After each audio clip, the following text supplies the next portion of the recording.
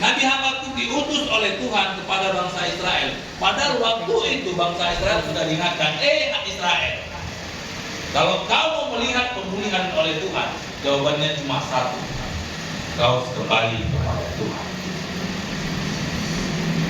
Kau kembali kepada Tuhan. Tuhan tak mau, Tuhan pengen kita diberkati oleh Dia. Tetapi yang jadi persoalan, kita seringkali tidak mau. Hosea pasal 6 berkata, marilah kepada marilah kita mengenal dengan sungguh-sungguh. Coba buka Bang Hosea pasal 6 ayat yang ketiga. Tuhan mau kita sungguh-sungguh kenal Dia. Waktu itu Habakuk susah kali dibilang di bangsa Israel, kau setia kembali kepada Tuhan kalau engkau mau diberkati Tuhan. Mungkin di dalam proses kesetiaan itu banyak halangan yang kita hadapi. Sakit kali dalam proses itu Bapak Ibu. Tapi justru di dalam proseslah orang bisa menjadi dewasa. Justru di dalam proseslah orang bisa menjadi kuat. Kalau nggak ada masalah, nggak ada orang jadi kuat.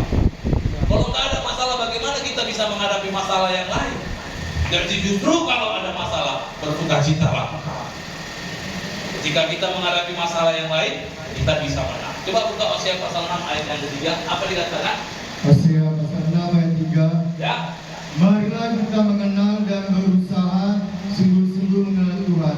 Ya. Ia pasti muncul seperti fajar, ia akan datang kepada kita seperti hujan pada air musim, ia mengairi bumi. Jadi jelas Hosea bilang, marilah kita mengenal Tuhan. Jadi marilah kita sungguh-sungguh mencari Tuhan. Mencari Tuhan itu bukan semata-mata hanya menjadi berdoa, bukan semata-mata hanya berdoa, tapi Alkitab katakan kita harus menjadi pelaku-pelaku firman. Katakan kiri kanannya, ayo kita lakukan firman. Ayo kita lakukan firman. Amin. Kalau kita mau mengenal Tuhan, bagaimana kita bisa mengenal Tuhan kalau kita tidak melakukan firman? Aku baca nih Pak, kita Kejadian sampai Wahyu, tapi tidak ada yang kulakukan sama dengan hanya menambah pengetahuan tapi tidak menambah iman. Orang itu bisa kuat waktu dia lakukan firman.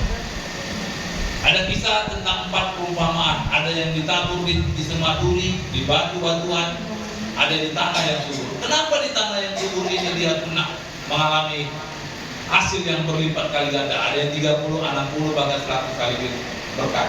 Kenapa? Karena dia melakukan firman Tuhan. Melakukan firman Tuhan berarti mengalahkan logika, mengalahkan daging, mengalahkan keinginan kita.